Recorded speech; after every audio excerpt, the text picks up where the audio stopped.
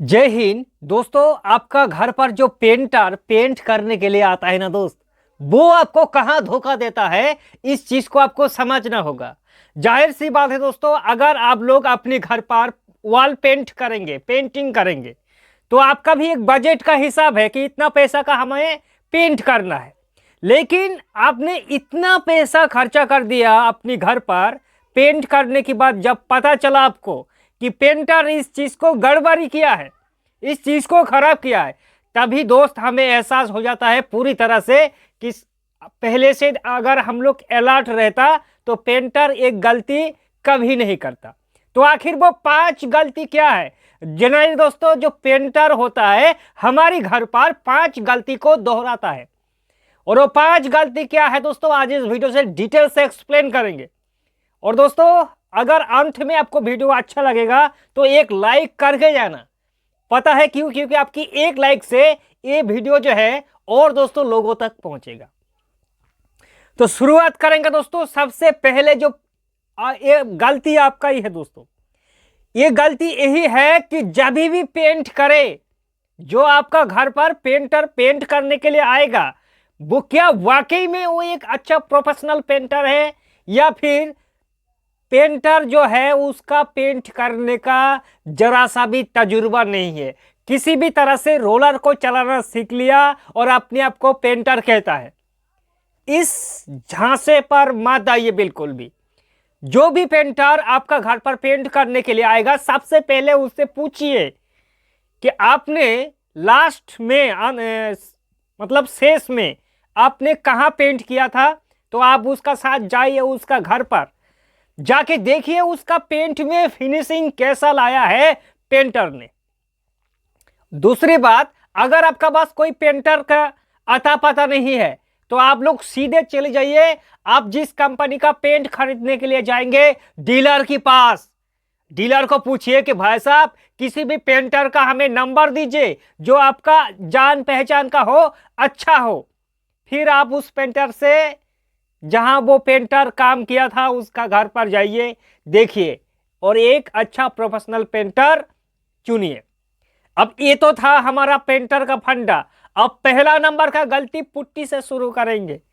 पता है पुट्टी में 3-4 गलतियां दोस्तों कर देता है सिर्फ पुट्टी में लेबर, और एक गलती आगे जाके आपका जो दीवार है, जो दोस्तों वॉल पुट्टी है, उसको पापड़ी बांधने में काफी हद तक आप खुद ही जिम्मेदार होंगे दोस्तों। तो क्या है वो गलती? जब भी आपका घर पर पेंटर आए तो उस पेंटर को आप एक चीज कहना कि भाई साहब पुट्टी आप लोग कर रहा है, ठीक है, कोई भी दिक्कत नहीं है, लेकिन हमारी 3 बातें सुनो। पहला बात है कि पुट्टी डबल कोट हमें करना है। ध्यान देना पेंटर भैया, डबल कोट हमें करना है पुट्टी, लेकिन डबल कोट की बीच में आपको 1.5 mm तक थिकनेस रखना है, मोटाई करना है लेयर जो पुट्टी का।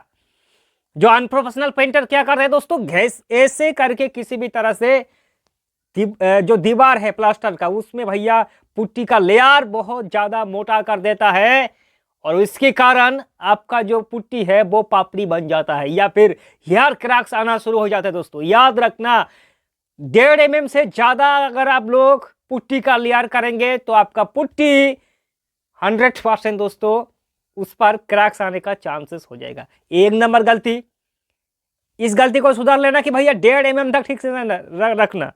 दूसरे नंबर, पेंटर को कहना कि भैया 1.5 घंटे के अंदर आप लोग जितना पुताई कर सकता है दीवार पर वॉल पुट्टी, उतना ही मिक्सिंग करो।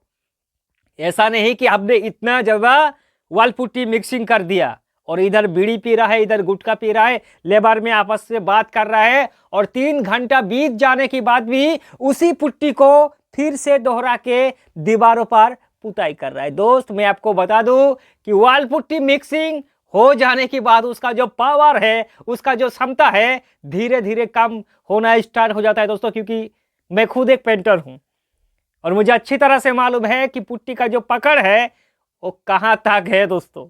तो इस 2 नंबर गलती कि 1.5 घंटे के अंदर जितना भी पुताई कर सके उतना ही मिक्सिंग करने के लिए कहो। और 3 नंबर, बाहरी दीवारों पर खास करके दोस्तों बाहरी दीवार पर पुट्टी का लेयर तो 1.5 mm से ज़्यादा होना ही नहीं चाहिए। और खास करके याद रखना है कि बाहरी दीवार पर अगर आपको पुट्टी करना है तो हमेशा वाटर प्रूफिंग पुट्टी करना। खर्चा थोड़ा ज़्यादा होगा लेकिन आप लोग बच जाएंगे, क्योंकि दोस्तों बाहरी दीवारों पर पुट्टी करने से उसमें क्रैक्स और सीलन ये 2 चीज़ ज़्यादातर आता है। तो ये हमारा वाल पुट्टी का फंडा था। अब अगर प्राइमर की बात करें, प्राइमर में कहाँ भैया गलती कर देता है पेंटर मालूम है? क्योंकि अगर किसी को पुट्टी करना नहीं है तो जाहिर सी बात है सबसे पहले वॉल पर 2 कोट का वॉल प्राइमर करना होता है। लेकिन पेंटर क्या करता है, 1 कोट वॉल प्राइमर किसी भी तरह से कर देता है। अब भैया वॉल प्राइमर को ठीक से सूखने ही नहीं देता।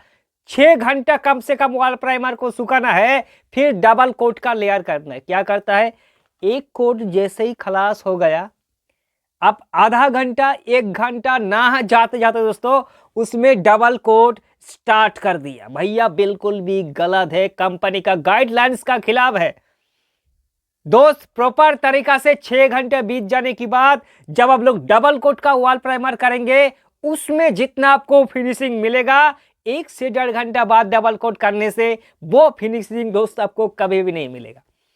इस चीज को ध्यान देने वाली बात है दोस्तों। अब बात करेंगे अगर पेंट की, तो भैया ये पुट्टी और प्राइमर खाता, अब पेंट का क्या फंडा है भाई साहब? पेंट में हमेशा याद रखना कि जो पेंट का मिक्सिंग रेशियो होता है, जिस भी जो पेंटर लोग होता है अगर उसको पढ़ाई ठीक ठाक से मालूम नहीं होता है, क्योंकि अलग अलग कंपनी का अलग अलग दोस्तों पानी उसमें डाइल्यूशन करने का नियम होता है।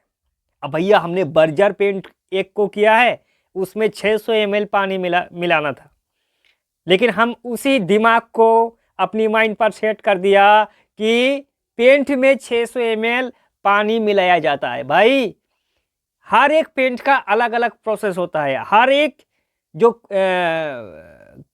बेस होता है, सेट्स होता है, उसमें मिक्सिंग जो रेशियो होता है वो अलग अलग टाइप का होता है। तो इस चीज़ का अगर जहां 300 ml पानी मिलाना है वहां 300 ml डालिए, वहां अगर 600 ml आप लोग डाल देंगे तो 2 कोट पर भी आपको फिनिशिंग नहीं आएगा। ब्रश का जो निशान है वो दिखेगा कि इस पर ब्रश का निशान आ रहा है। ये जो बचा कुचा कुछ गलती दोस्तों मैंने बताया, इसको अगर आपने सही ढंग से कर लिया तो आगे आप लोग का ही हद तक आपका जो पेंट है वो भी सुरक्षित रहेगा और पेंट का लाइफ जो है वो भी बहुत दिन तक चलेगा। फिर मिलेंगे गाइस बहुत जल्द एक नए वीडियो के साथ, तब तक के लिए जय हिंद और वंदे मातरम।